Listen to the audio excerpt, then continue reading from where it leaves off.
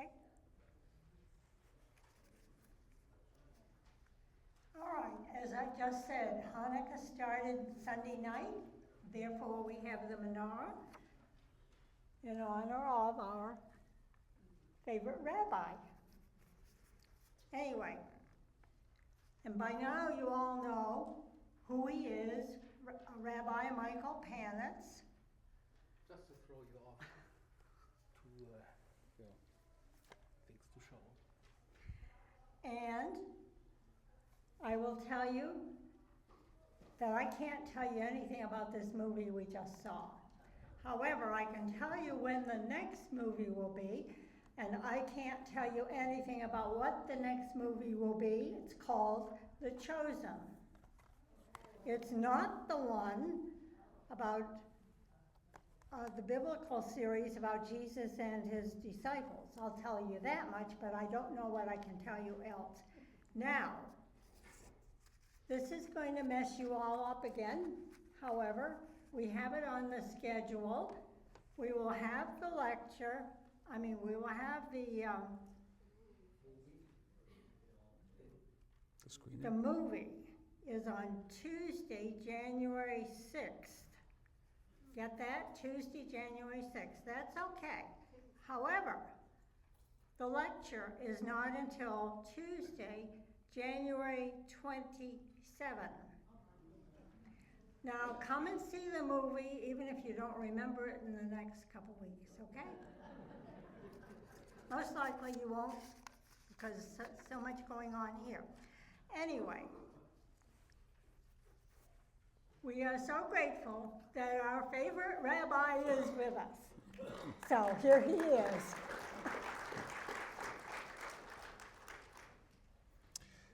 Judy, maybe you can help me as I prepare the next edition of my resume, my curriculum vitae. Should I list myself as the principal guest rabbi at the Chesapeake, or the resident rabbi at the Chesapeake, or the favorite rabbi at the Chesapeake?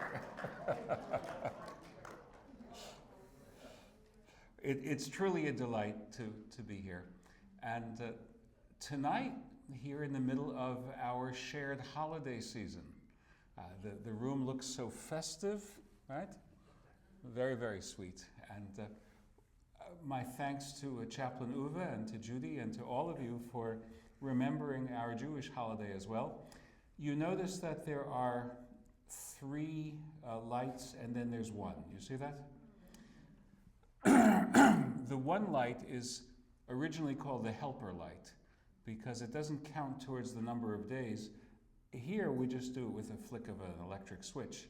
But originally it would be a candle or a lighter which would be used to light the other oil lamps, the other wicks or the other candles. So tonight would be called the 3rd candle of Hanukkah. And I have a rather humbling personal story to tell you on that subject. Some years ago, on this day leading into the 2nd candle of Hanukkah, I get a call from the Jewish Family Service, Southside, in Virginia Beach and Norfolk, asking me to go to thus and such a hospice to pay a pastoral visit for a lady who's in hospice care. And I just wasn't thinking that chances are there'd be oxygen in that room and I wouldn't be able to use a candle, so I should bring an electric menorah. I just wasn't thinking.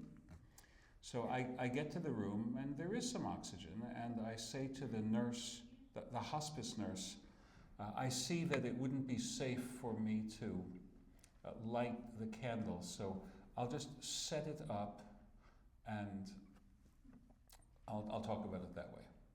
And she said, well, no, the patient doesn't need oxygen except, PRN. She doesn't need it all the time. I'll turn the oxygen off and you can, I don't know if that was so smart. And you can light the candles for a minute or two and then we'll, etc. And then she went quickly to the other end of the house. So I start setting up, and the lady says to me, "I only get 2?" So I said, now again, I don't know whether she was foggy from lack of oxygen to the brain, or whether that's the baseline condition where she's at. I just don't know. I'd never met her before. But I thought, well, I'm here, let me be a ray of light for her.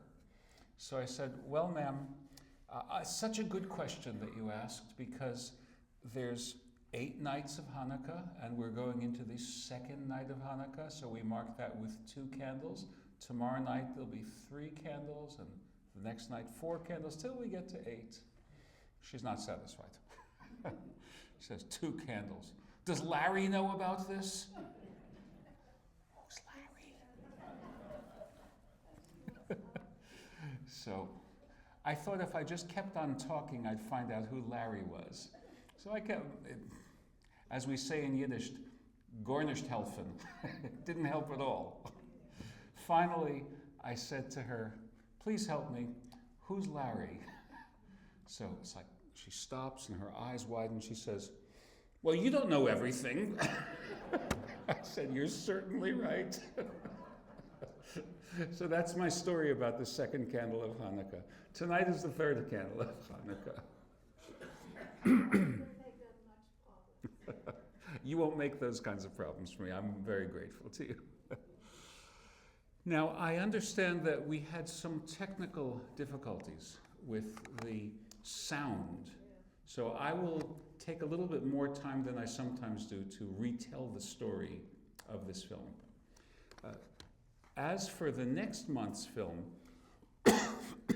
I know that there is a series called The Chosen, which, what is it, in its 4th season now, or starting its 5th season, something like that? Which now 5 seasons, coming into 6, is that what you're saying? And it is the core foundation story of the Christian faith, if I'm correct. Is that right? So this is not what this film is about. This film is about 2 Jewish teenage boys growing up during the Second World War, both in New York, but who come from different communities. One comes from a community which is more integrated into modern life. Carol, we were talking about that sort of thing just about an hour ago, where sometimes you have 2 people and one of them is very much into a parochial, this is our world and our community, and someone else is more part of the broader American scene. So that's the story of this film, 2 boys who, because of a playground baseball accident, become best friends. It's an improbable beginning, but they become very warm friends. One of them is the son of the Hasidic Grand Rabbi in Brooklyn. The other one is Jewishly engaged and observant, but much more modern in his outlook. And it's how they navigate the differences of their communities and how their friendship survives, but also how each boy ends up taking a course as he grows into manhood, which isn't quite what his family of origin would have expected. It's based on a very beautiful novel by Rabbi Chaim Potok, P-O-T-O-K, who was a rabbi in my denomination, but who also became an accomplished novelist.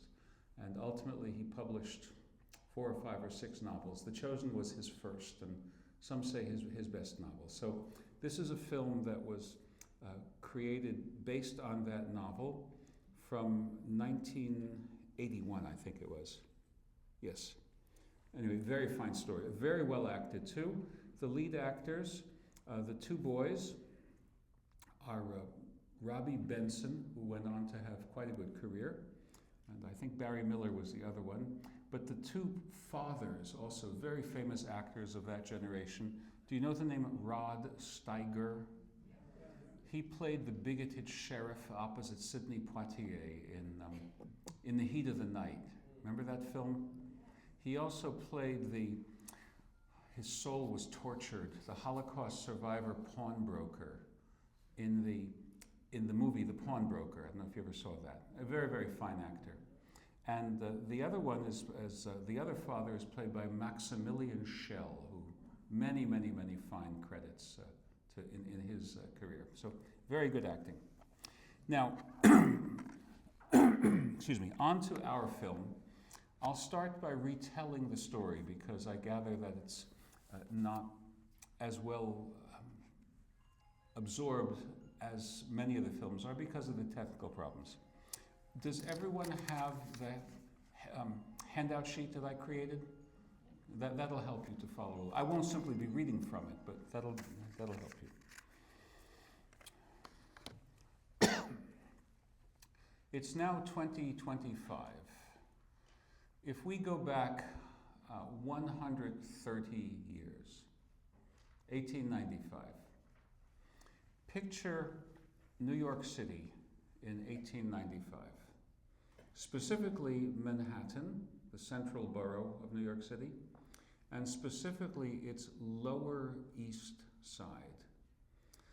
Going back well into the 1800s, the Lower East Side of Manhattan was a place of small apartments called tenements. Typically there'd be one bathroom at the end of the hall for a whole floor's worth of tenements. Very low rent district. People who were immigrants, there was no airplane service then, fresh off the boat, as we used to say. Fresh off the boat would look for rental accommodations in the lowest rent district. That's all they could afford. Sometimes they couldn't afford even a tiny apartment, not even a studio, and they would board. They would pay a certain nominal sum to be able to sleep on a couch, or sleep on a sofa, or sleep on a Murphy bed, or sleep on a plank that was suspended on two chairs, or sleep on the floor in one of these other flats, and they were called boarders.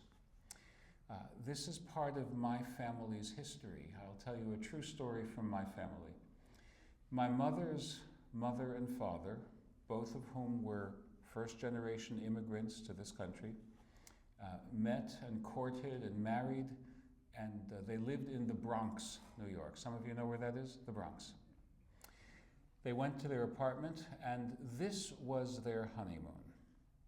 They went back to, well, it was his apartment, and she was moving in for the first time, and the boarder checked out for one night. That was their honeymoon.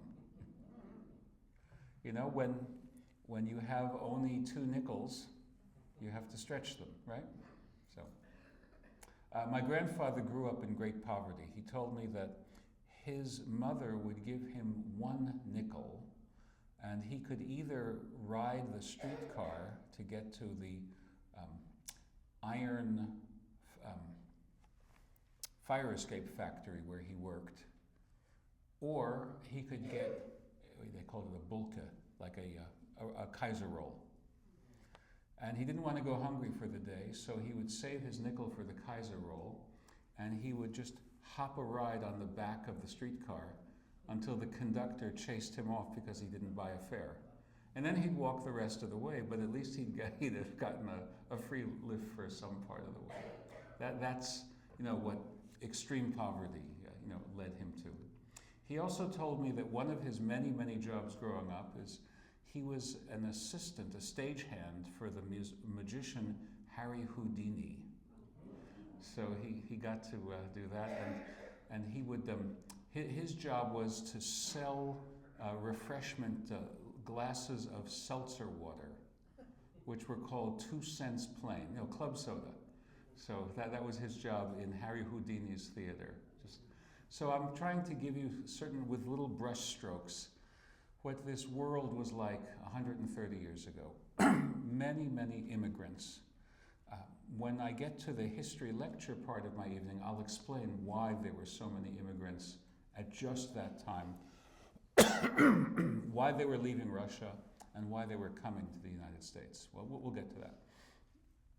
But as our story opens, you see a dance class going on.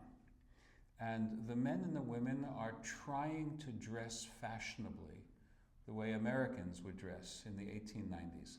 You know, the high collar for the gentlemen, and we call them Gibson girl dresses for the ladies, the hair piled high up on the head like that in those like beehive hairdos. And they're learning to do American-style ballroom dancing. That's important because they're trying to become Americans. They're trying to become acculturated into American life. And we see the young man with a very handsome mustache, whose Yiddish name is Yankel. Yankel means Jacob, but he wants the American name. Call me Jake. Jake, not Yankel. And for all the world, he looks like a fashionable bachelor. And he dances with a very attractive young woman who's there, and her name is Mamie. Turns out that they're both relatively recent immigrants. They've both been in this country a half a dozen years or so. And she is saving every penny because she wants to get to the point where she'll be able to be more independent and not just a seamstress, which is what she had been doing. He's also a tailor working at a sewing machine. And neither of them has their own apartment yet. So you see that they have a budding romance. And at one point, he takes her up onto the roof of his apartment house. That was very common. It was so swelteringly hot in those apartment houses, especially in the summer, that they would go onto the roof to catch some fresh air. But they're not alone.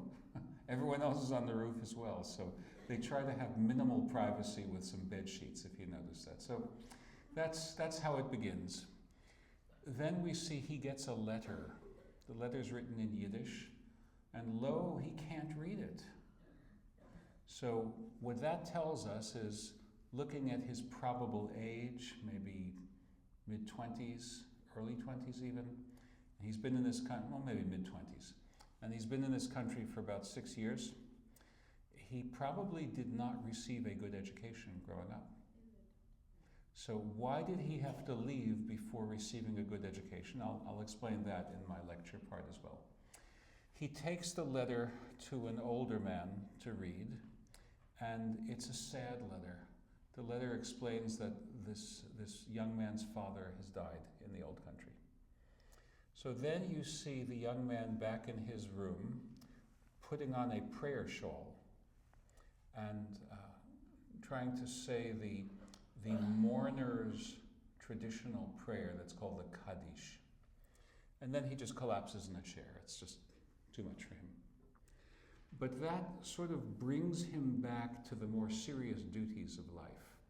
And the next thing, you see him going past a store window where it says you can buy a steamship ticket to send for someone to come here. And shortly after that, you see him at Ellis Island. Has anyone been to Ellis Island? It's well worth the trip. You take a ferry from Battery Park at the southern tip of Manhattan. It's a short ferry ride. It goes right past the Statue of Liberty. You can also stop there if you want to make it a complete stop. And it goes to this other island called Ellis Island, halfway between New York City and New Jersey in the New York Bay. That was the principal immigrant processing center. Millions of people came through that processing center, including all four of my grandparents and my wife's parents at different generations, but they all came to this country from that one place. My sister-in-law came through in Ellis Island too. So you see Jake in Ellis Island on this side of the wire fence, and you see his wife Gittel and their little son Yossel on the other side. And they are dressed in the traditional Orthodox Jewish manner. She doesn't show her own hair. It's a little bit like a nun with a wimple. You know, she doesn't show her hair. That's not meant for public view. She covers her hair with either a wig or perhaps a kerchief, or a hat, or even a snood, but her own hair shouldn't be visible. And her son has those little side locks that are the characteristics of ultra-Orthodox Jewish boys. Jake, by contrast, looks every bit like the American, with his high collar and his large necktie and his suit. And you wonder, how are they the same family? Nonetheless, she is overjoyed to see her husband. He seems less than overjoyed when he sees this is what she looks like. Remember that when he married her, he didn't look like he looks now. He came to America and he's been eagerly jumping into American life and trying to put his old life behind him. He's brought his wife and their son here, which is the right thing to do, but it reminds him that this is the life I was trying to run away from. I wasn't necessarily running away from her, but I was running away from that life. And he's very much hoping that she will get with the program and become an American as well. But she won't, because she's been raised according to the canons of female modesty that were practiced in traditional Jewish society in the old country. A married woman didn't show her hair to the general public. It was just unseemly. It was considered like walking out without proper clothing. So much of the film has to do on the debate over whether she'll take off her head covering or whether she will continue by it. And the relations between the two of them get tougher and tougher. In fact, at one point we see that he's guilty of infidelity. He shows up at one point in the room of a prostitute. Did you remember that scene? That's why the film received an R for that 15 seconds. Other than that, it's a PG film. In fact, here it's rated as PG. But at one point it was rated R. The filmmaker wanted it to be rated R. She thought it would sell better. And it only got a PG, so she pointed to that one scene so she could get an R. But it comes and it goes so quickly, most people don't see anything that they shouldn't be seeing. Anyway, he's not a good man. You get that sense. Meanwhile, you get a lot of the life in New York at that time. So much of it is out on the street, which happens in slum neighborhoods. And it's a slum neighborhood there. The people are very, very poor. They're crammed into several square blocks. The density of settlement is as high as it was in Calcutta, which was considered to be the worst of slums in the British Empire. They have a boarder, Mr. Bernstein, who had been a scholar in the old country, but he didn't think himself worthy. He couldn't keep his mind from thinking extraneous thoughts. So he left the secluded Jewish world of Russia behind, comes to America, where he too works at a sewing machine. Now, Jake is a master tailor. He makes the lordly sum of $12 a week. $12 a week. By the way, typically people would make about $6 a week. 6 days of work and $6 a week. It could be a little more or a little bit less depending on whether you were paid by piecework rather than by the hour. Many people in the garment industry were paid for piecework. So if they were faster, they could make a little bit more. If they were slower, they made a little bit less. So there was all that pressure upon them to produce.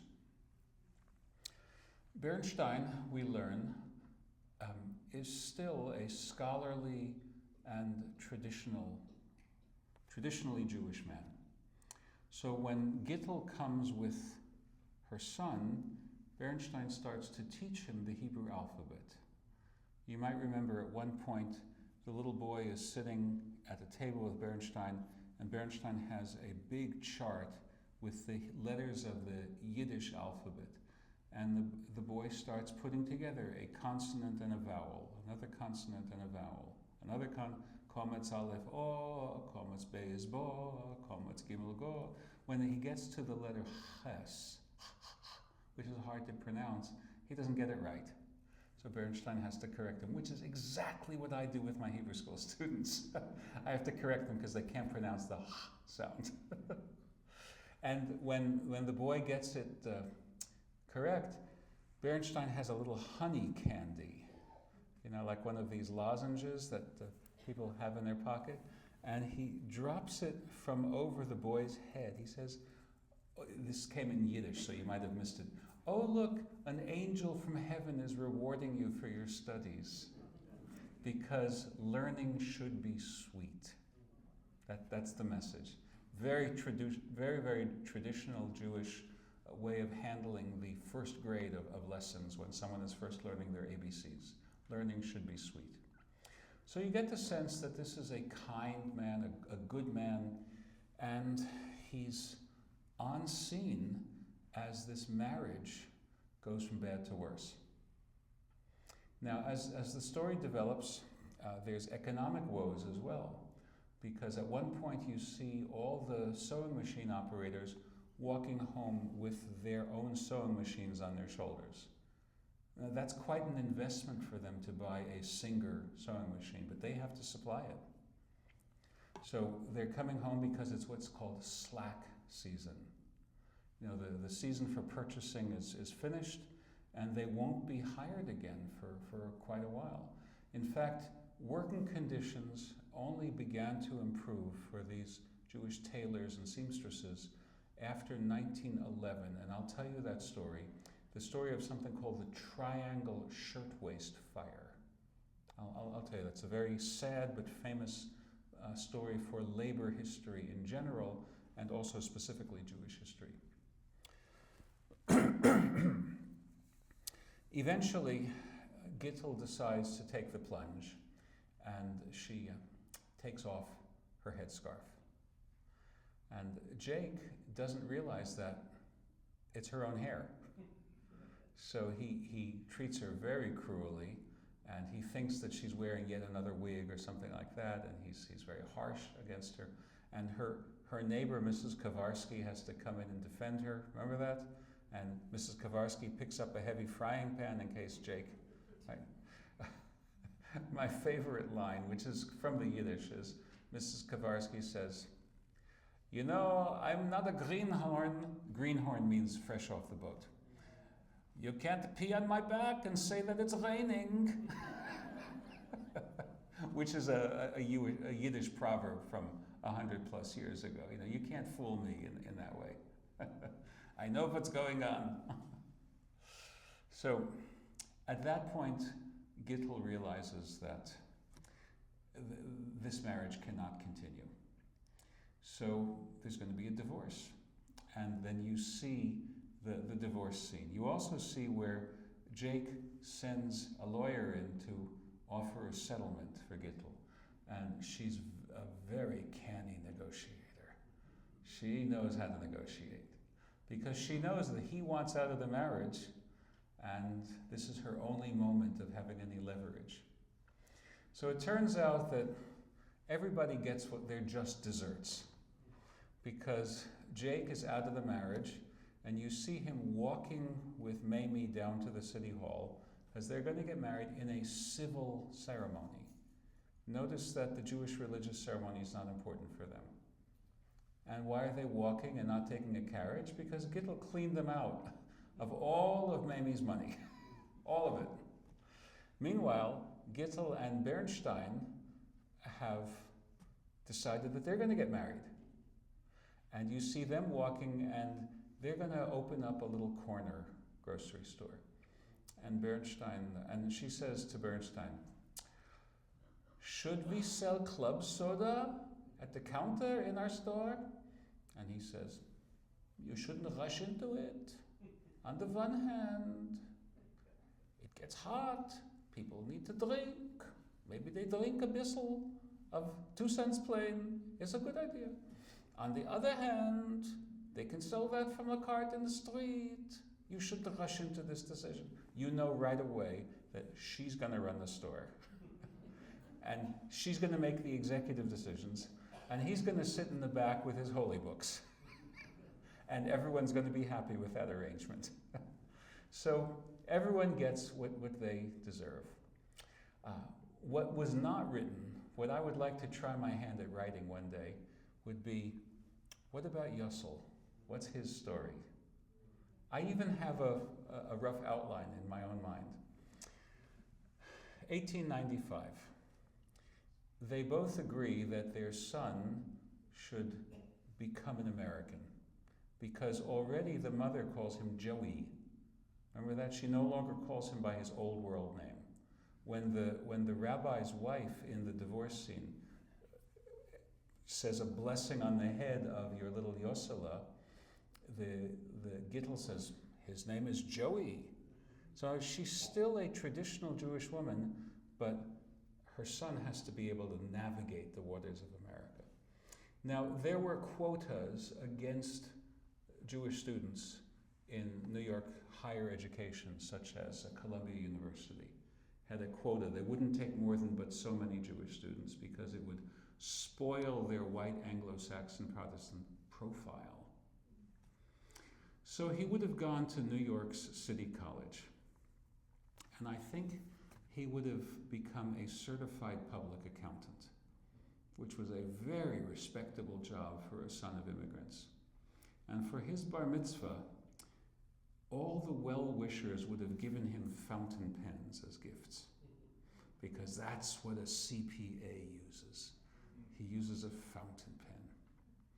And the boy would have to make a speech on his bar mitzvah, and he's supposed to say in his squeaky voice, "Today I am a man." But he'd be so befuddled by the plethora of gifts that he would say, "Today I am a fountain pen." Now, that's how I envision, the story of their son proceeding from there. Now, all of this film is based on an actual novella that was written, published in 1896, I think, by a man named Avraham Kahn. He was himself an immigrant to these shores from Eastern Europe, and he was a journalist. He became the editor-in-chief of the most important Yiddish language newspaper serving the Jewish population in New York. By extension, the whole country, but really they were concentrated in New York. It was called the Jewish Daily Forward, their Vorwärts newspaper. It still exists in an online version, but now it's in the English language and it's a weekly. But I used to get it when it was a print newspaper, and when I was a boy, my parents used to get it delivered on a daily basis. So we had Yiddish language newspapers in our house as well. In fact, at one point, I was starting rabbinical seminary, and I had inherited the Talmud as large folio volumes. And most book covers that you could get in a 5 and dime store weren't large enough for that.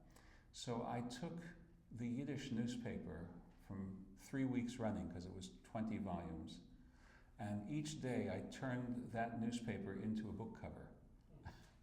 And when seminary class sometimes was a little bit boring, but it was sometimes, so then I would practice my Yiddish by looking at the book cover of the book that I brought to the classroom. So Kahan, who wrote this novella, wants to tell the story of the Jewish people of his immediate community, the ones who read his newspaper, the one who write letters to the editor, to him, because he was also their Dear Abby advice columnist. Most editors-in-chief do not also double as the advice columnist, but that's what he did. It was called a bintele brief, kind of like a bundle of letters, from the editor's mailbox, that sort of thing. So people would read this bintele brief of letters, worthy editor, I have the following problem.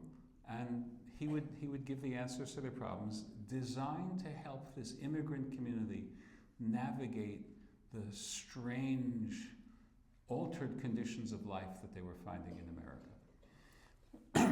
So he wrote this story. In 1975, it came out as a movie. The movie maker, Joan Macklin Silver, picked up the story and starred. The woman who starred as Gittel is the actress Carol Kane, who still has a successful career in television. For some of you who might enjoy the Star Trek science fiction series, one of the iterations of it is called Strange New Worlds, and she plays the engineer on the spaceship. Her character's name is Pelia, and she's impossibly old because she comes from some alien species that lives for many hundreds of years, and she's seen everything and she knows everything. So Carol Kane is the same actress who, as a very young woman, played Gittel in that movie and who's now still showing up on television. So she's had a very successful career. Now, this movie was just about the first movie where Yiddish language was handled not as a kind of a Catskill Mountains resort source of humor, but treated with respect. And I want to explain a little bit why. Let's say I'm born in 1925. My parents speak English like this, and it's not so respectable. They don't sound too American. They sound like the greenhorns from the old country. I should sound like this. You understand, the children are a little bit embarrassed by their parents. And so the parents' language, the Yiddish language that actually inflects their English, their parents' language became a source of low comedy. I'll give you some of the choice expressions in Yiddish. If you want to tell someone, if you want to tell them off, you would say something like, "You should live in a house with 100 rooms, and you should have a stomach ache in each one of them." That's a typical Yiddish. Or, "You should grow like an onion, with your head in the ground and your feet in the air." Those kinds of earthy. I mean, they're not. They're not obscene, but they're very earthy and down to earth. That's the Yiddish language, which has a whole mind to be mined for humor. But it's a serious language, and there's serious literature written in it, and people live their lives speaking that as their mother tongues. This is the first movie that was produced in the American movie industry, an English language movie which takes Yiddish as the serious language of real people rather than as stock figures in comedy. So that's an important moment, and it shows that Americans of the grandchildren's generation of the immigrants, not the children, but the grandchildren looked at their grandparents with more, of course with love, of course, but they didn't have the disrespect.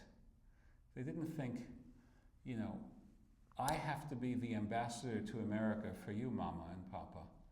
How come I have to do this for you? But the grandchildren didn't have that sense. It's just love.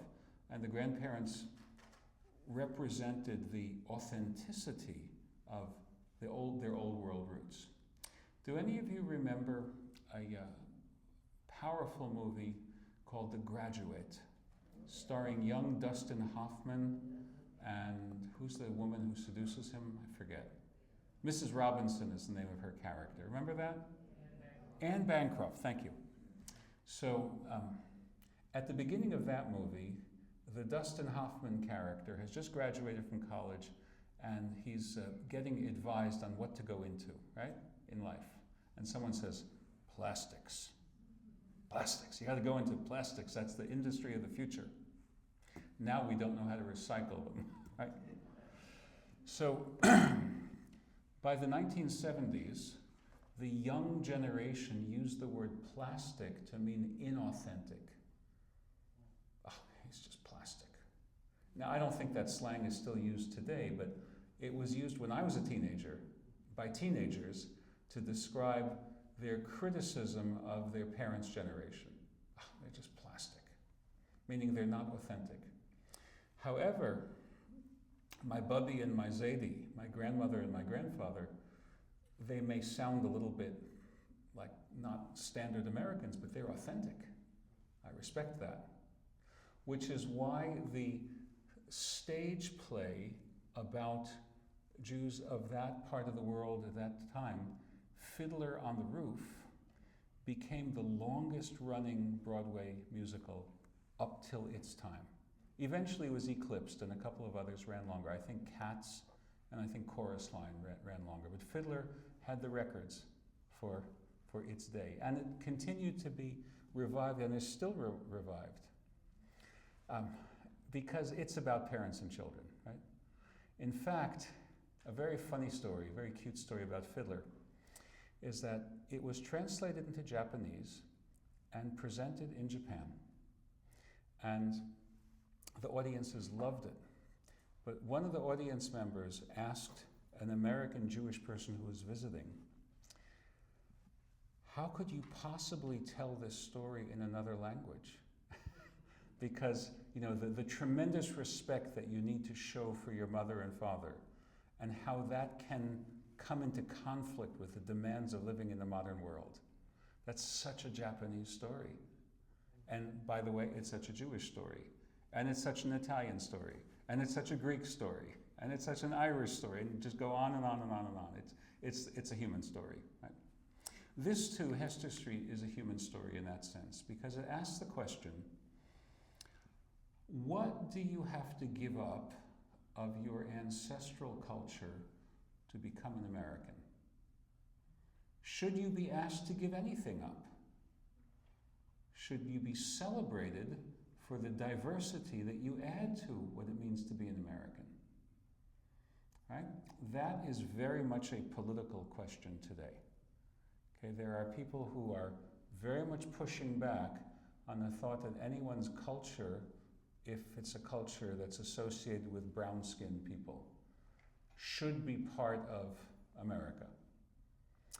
Our Department of Defense has taken out of its budget anything that is supposed to cultivate appreciation for diversity in American life. So this is a relevant contemporary issue that this movie explores.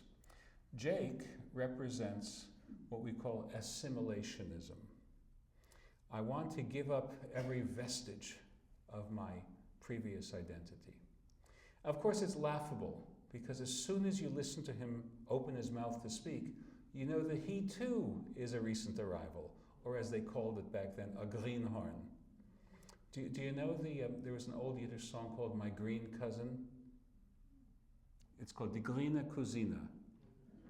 Zu mir ist gekommen a Cousine. You know the song? Ja, di da di da di da di di. You know the song? Bäcker lacht wie heute Pomeranzen. Cheeks like red apples. Füße lach was bitten sich tanzen. Feet that just invite themselves to dance. That's my green cousin. She's just filled with life. So it's an old Yiddish song from exactly that time period. Those of you who speak German recognize that Yiddish is close to German in that sense. Anyway, Jake represents the desire to just submerge his identity and emerge as an American. Of course, as soon as he tries to speak, you know that he's not. But he dresses the part well, right? And he does the elaborate baseball pitcher wind-ups pretty well. Remember that scene from Central Park? So he does that well, but he won't be able to pull it off. Gittel represents not assimilation, but I would call it appropriation. She's going to take selected parts of the American life that work with her core values and produce a synthesis. And she's a study in development, because by the end of the movie, she's come around to what her neighbor, Mrs. Kowarski, says. Mrs. Kowarski says, "This is not the old country. I walk around with my own hair, and I'm just as Jewish as you are." So that's the argument. Can religion have some wiggle room? Can I have some breathing room? Can it change and yet not lose all of tradition? What's the balance point between tradition and change? Actually, I shouldn't do this nowadays, because all the young kids go 6, 7 when they do this. And it's their own slang, it's not my slang. You have any young kids in your lives who do this? They go like this and they say 6, 7? 6, 7 is what in our generation would have been whatever. Whatever. So Gittel and Jake represent two different responses to the challenge of how to become an American. And it's an open question, because every generation of immigrants has to navigate that afresh. And even the patois of language that you heard, we call it Yinglish. You know what Yinglish means? Half Yiddish, half English. But my neighbors who have emigrated from Latin America or from the Caribbean, where Spanish is the mother tongue, sometimes their kids come out speaking what they call Spanglish, right? Which is the same cultural phenomenon, trying to figure out how to become an American. Now, that's thinking about the film as a film. Let me now talk about the history that's underneath the film. So we're speaking about Jewish arrivals in America from a very particular part of the world, the Russian Empire at the end of the 1800s. So first of all, you should recognize that it's a huge territory. The Jewish people in Russia did not live in the Russian interior. They weren't allowed into the interior of Russia. They were segregated and forced to live in a series of districts called the Pale of Settlement, which extended from the Baltic Sea in the north to the Black Sea in the south. Lithuania, Latvia, Poland, Romania, Bessarabia, Moldavia, that whole arc of provinces, Ukraine of course, that whole arc of provinces that had been conquered by the Tsars between the 1600s and the 1800s were where the Jewish people were forced to remain. Very, very few of them were allowed into the interior of Russia.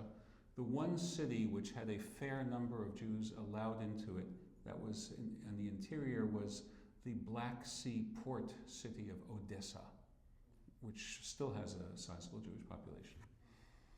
So these Jews lived a difficult existence, which got worse over the course of the 19th century. The Tsar Nicholas I, 1820s, 1830s, 1840s, 1850s, tried to use the Russian army as an instrument to break the cohesiveness of the Jewish community.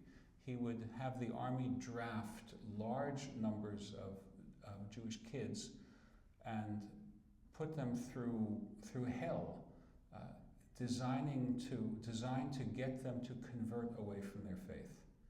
All the abuse that they're suffering will stop once they convert to the Russian Orthodox Church. That was a deliberate policy. When Tsar Nicholas died, his successor, Tsar Alexander II, stopped that policy and tried to liberalize a little bit. In Tsar Alexander II's army, a Jew could rise to the rank of sergeant, but no commissioned officers would be Jewish at all. Alexander II was assassinated in 1881, and his son and successor, Alexander III, created a secret police state and curbed there weren't many democratic freedoms, but whatever tendencies there were towards democracy, he snuffed them out in Russia, 1880s, 1890s. He also passed very harsh economic laws against the Jewish people. Essentially, he forced them out of the small little towns that they had been living in, and they were forced to go to larger cities. That's when Eastern European cities like Lodz, Poland, Krakow, Warsaw, Lublin in Poland, Kiev, in the Ukraine, Riga in Latvia, Grodno and Vilnius in Lithuania, that's when those cities became major hubs of Jewish life and industrial cities. Lodz, for example, was a textile town. Tom, we were talking about the dirty air in Pittsburgh because of the steel production. Well, there was plenty of dirty air that's produced in textile production as well, and that's the chimneys over Lodz throughout the 1800s gave it that insalubrious atmosphere, and all of these factory towns are like that. In England too, if you read Charles Dickens's novels, if ever you read Dickens' Hard Times, you know how the early Industrial Revolution just chewed up people and spat them out. Or if you read the American novel The Jungle by Upton Sinclair. Did you ever read that about the meatpacking industry in Chicago? It's the same hard-hitting, muckraking journalism that produces that kind of a novel. So the Jewish people had already been uprooted. Along comes this new country with a tremendous hunger for factory workers, and that is the United States. Let's go over our U.S. history just a little bit and understand what's happening. The war between the states, or the Civil War, if you will, ends in 1865 with the more industrialized part of the country prevailing. And that set the pattern for industrialization throughout the reunited United States. Almost immediately, a project is advanced to link the country by rail. There are railways that go essentially up to about St. Louis.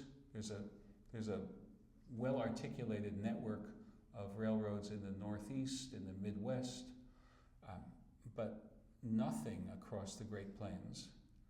And then there's railroads again in California. So the American project was to build a transcontinental railway. And the first line was completed by 1869.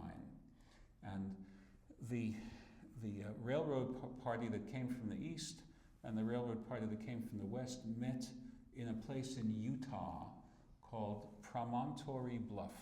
It's still there, and there's a museum, because when they finished the railroad, you know how you nail spikes into to keep the rails down? The last spike, which was ceremonial, was nailed in, then it was taken out and put in a museum, is made of gold. It's called the Golden Spike. And you could go on your browser, just put in the Golden Spike, and you'll see a picture of that particular railroad spike from 1869 in the museum now.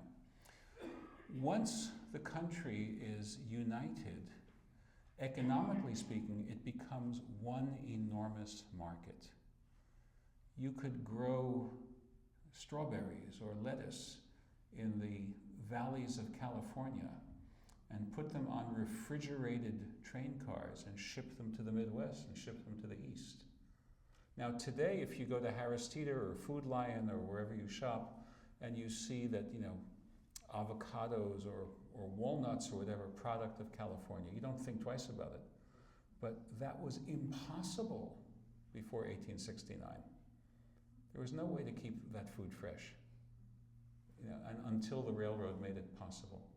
So America is a country which is rapidly developing economically in the last 30 years, in the half century between the Civil War and World War I, rapidly developing. It's also rapidly industrializing. Now, nowadays, many of our factories are located in factory districts in between towns. Industrial parks, we call them. You're familiar with that term? Industrial parks. But not 150 years ago, or 110 years ago, or 90 years ago.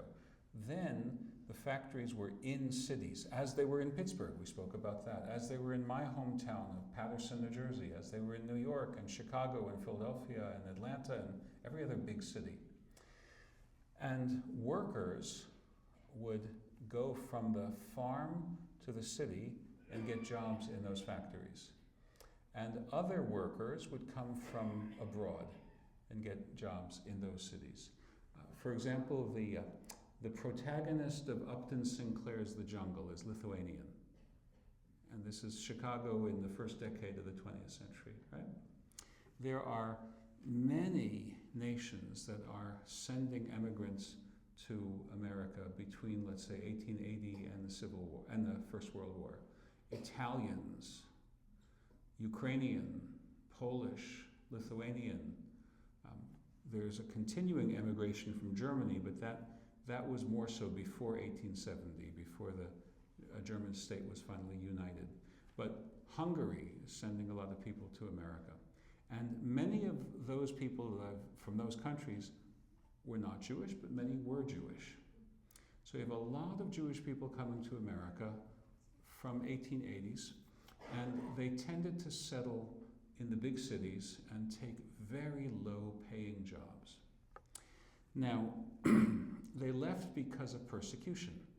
They left because of the economic persecution, and which worsened into organized violence. The Russian word for a race riot against Jews is a pogrom, P-O-G-R-O-M. And this was the time of terrible pogroms against the Jews of the Russian Empire. Odessa, 1880s, Kishinev, 1890s, Belarus, early 1900s. The Russians lost the Russo-Japanese War of 1905, and they scapegoated the Jews of Russia in order to take out their frustrations.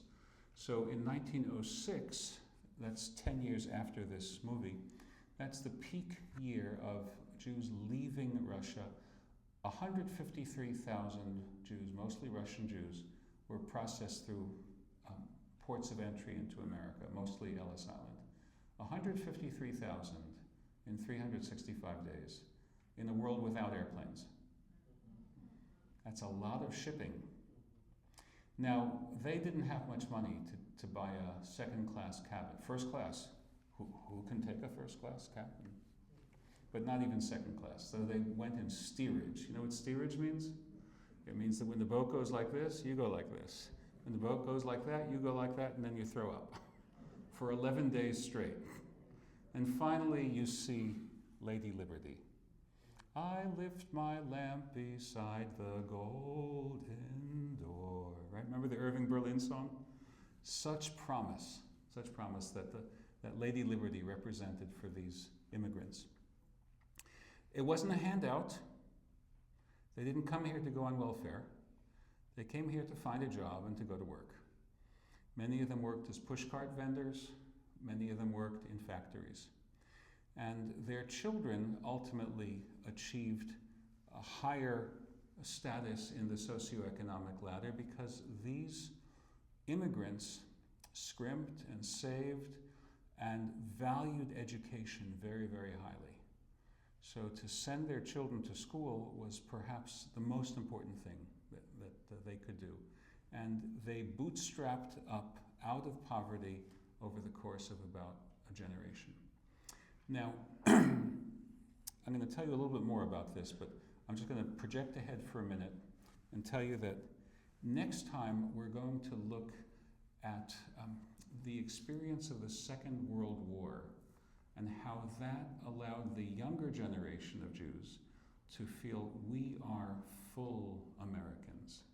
And it'll be something connected from that. But I want to tell you a signal moment in the history of this immigrant generation. 1911, Do you know what a shirtwaist dress is? It has a particular waist and so on and so forth. There was a factory that made shirtwaist dresses. It was called the Triangle Shirtwaist Company.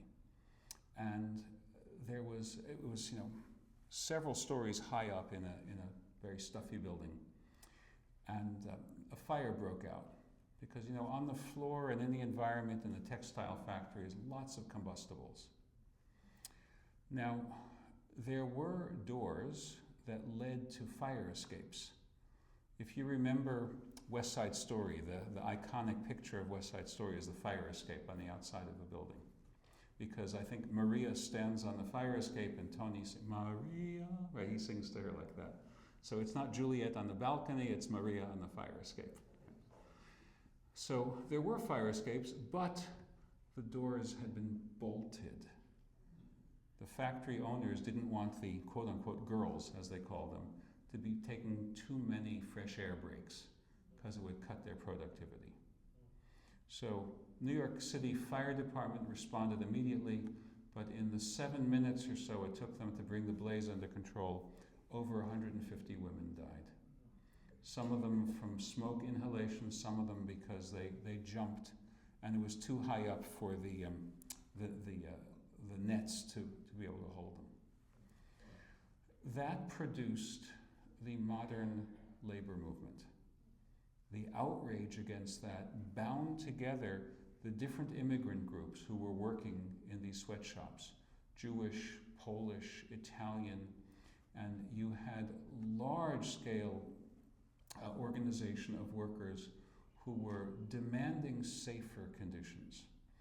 But it was keenly felt within the Jewish community because many of the workers were Jewish and many of the management were Jews who'd emigrated 20 years before. And they had just enough to become a low-level manager and become a boss themselves, but they're still very insecure. Because the community was insecure and because there was a lot of anti-Semitism in the atmosphere, anti-Semitism, by the way, that would, within a decade, shut down the doors to immigration. This era of open immigration to America ended in 1921. And that meant that the Jews of Europe were caught in the Holocaust, couldn't come to America because America's doors were closed. But because the Jewish people were very sensitive to anti-Semitic charges, they wanted to solve this tremendous labor unrest in a way that didn't expose their community to negative outside criticism. So they called in one of the greatest lawyers of the era, who shortly thereafter became the very first Supreme Court Justice of the Jewish faith. You might know his name, Louis Dembitz Brandeis. Does that name ring a bell? Brandeis. And Louis Brandeis crafted an arbitration, a mediation agreement. And it was called in Yiddish it's called a Shalom Opmacht, meaning a protocol of peace, where the management agreed to something called a modified closed shop. Not an open shop, but a modified closed shop. Closed shop means that you need to have a union membership card to be hired. Open shop is like Virginia, right to work state. Don't need to be a member of any union to get a job in any factory in Virginia, which is why wages for factory workers remain low in Virginia compared to other states, because of that right to work system. Modified closed shop means that the unions get favorable treatment, but there are certain conditions under which other people will be hired as well. It's a compromise, in other words. And the management and the labor agreed to that compromise, and that ended the labor strife. It began to create something approaching the modern 40-hour week. It was more hours than that, but it wasn't unlimited hours. In other words, the effect of this moment in labor history created the modern American institution that we call the weekend. There was no weekend 150 years ago. If you're an American, typically you worked 6 days a week and you rested on Sunday, which was your Sabbath. There's no weekend. That begins in the aftermath of this era of tremendous labor unrest in the big cities. Now, in some places, the labor unrest was met with total violence. The violence in the Midwest at the steel workers' strike, and auto workers' strike, and coal miners' strike, as opposed to the more gentlemanly finding of a consensus here in these textile strikes. And the reason for the difference is that the management as well as the labor were both insecure Jewish immigrants, worried about hostile external criticisms and eager to have some sort of mediated agreement so they could move on and get it behind them. That's an important moment that ultimately affected all of American life. So anyway, I'm sorry that the movie was not technically able to be enjoyed as much as I hope you would enjoy it, but I also hope that I've been able to open it up a little bit and give you a sense as to why it's important. So for next time, we move on to the world of the 1940s with The Chosen. So a few questions, perhaps? And shall we have a microphone to pass to people who are going to ask a question? Yes, we do have a microphone here, so if you raise your hand, and I come to you, and then please tell us your name before you give your question or your comment. All right, over there, please. You know, one of the scenes in the movie was at the divorce scene. Mm-hmm. And what was kind of telling, the difference in what the men could have compared to the women. The man was told, oh, you're divorced now, you can get married the same day. Woman has to wait 91 days. Wait 90 days Right. before you get married, so there's... Do you know why? No. The movie didn't make it clear why, but I'll explain.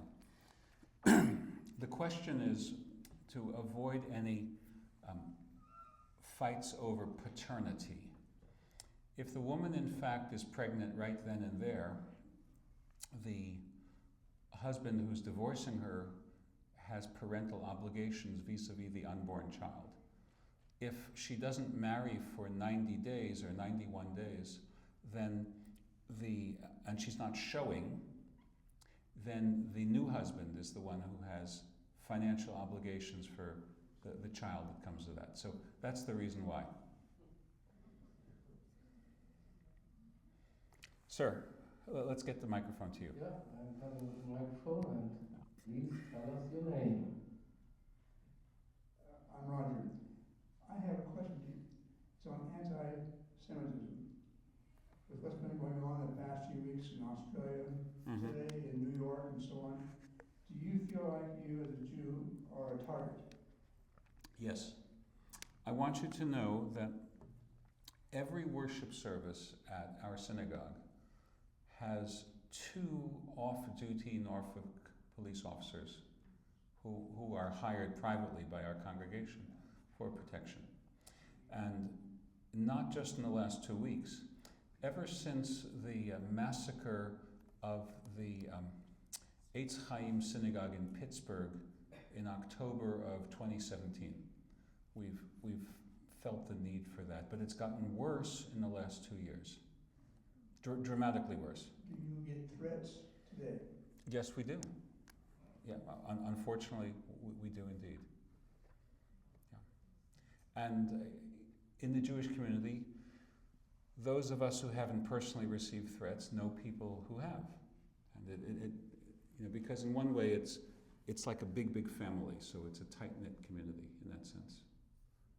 A sad sign of the times.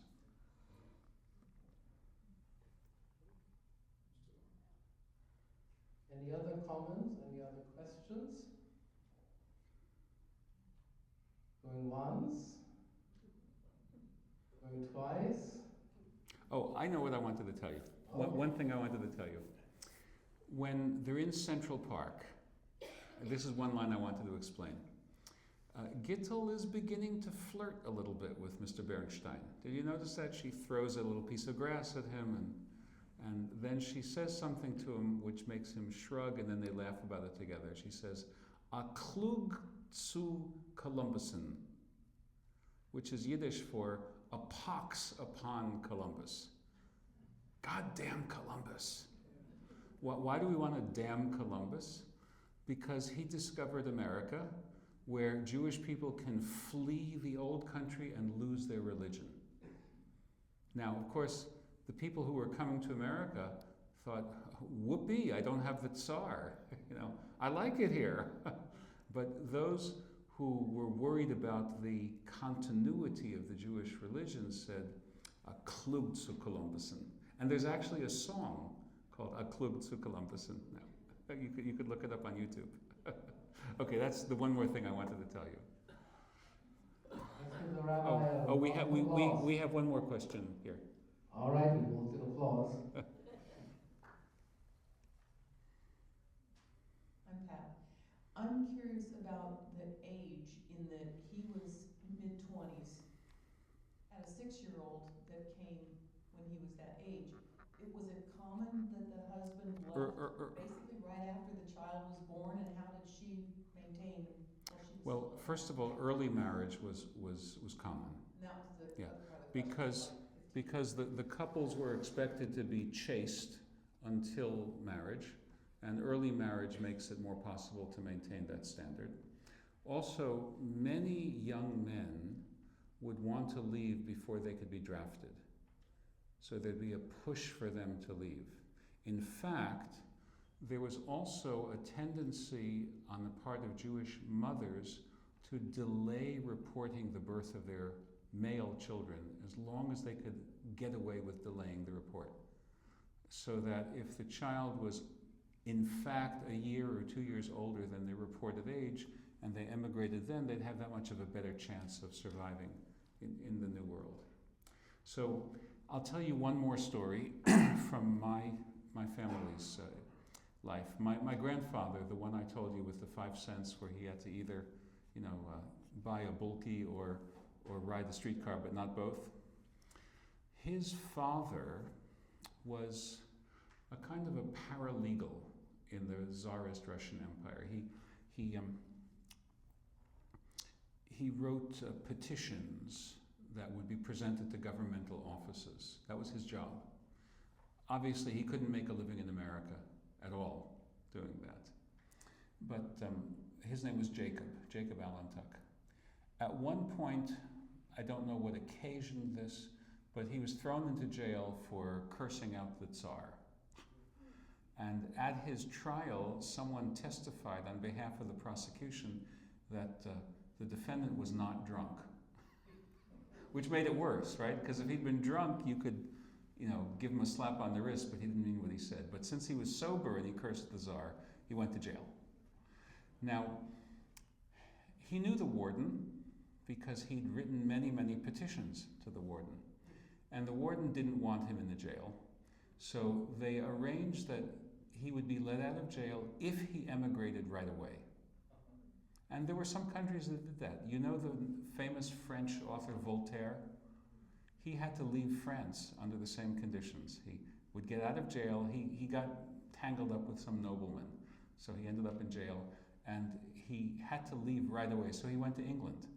So he then started writing all these letters back to France about how great the English are because they have freedom of speech and we don't. So that notion that you have to leave right away. So my great-grandmother was left with her 3 youngest children, my grandfather and 2 younger sisters, while her husband left with the 2 older boys. So you had that, and until he could scrape together enough to buy steamship tickets for her and her 3 younger children, she just barely survived. In fact, she had to turn down a very deceitful proposal by someone who it turns out would have been a pimp. They called it white slavers, who tried to lure these women with all sorts of extravagant promises. And once they got them on the boat, they terrorized them, they abused them, and they ended up sending them to bordellos. It's a very sad chapter of that history of that time period. And it continues in other ethnic groups as well, of course. But it was very hard for my great-grandmother until finally she was able to get the steamship tickets and come join her husband and her older children in New York City. So this is a story that is very close to my heart because my own family had various aspects of it. By the way, when I tell this to my students at ODU, my history students, they are, to use the British expression, gobsmacked. They can't imagine that this actually happens. And I tell them not only did this happen, but it happened in my family. So they really, it becomes very educational for them. Okay, my friends, once again, very happy holidays to all and a good new year. And next month, we continue with The Chosen.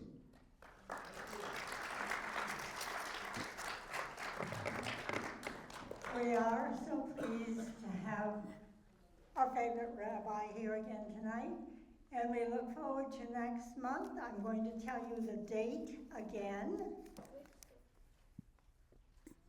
The movie is January 6th, but the lecture is January 27th. So save the dates. If you can remember to, you get back to your apartment, save the dates. And we'll see you all here next time. And thank you again.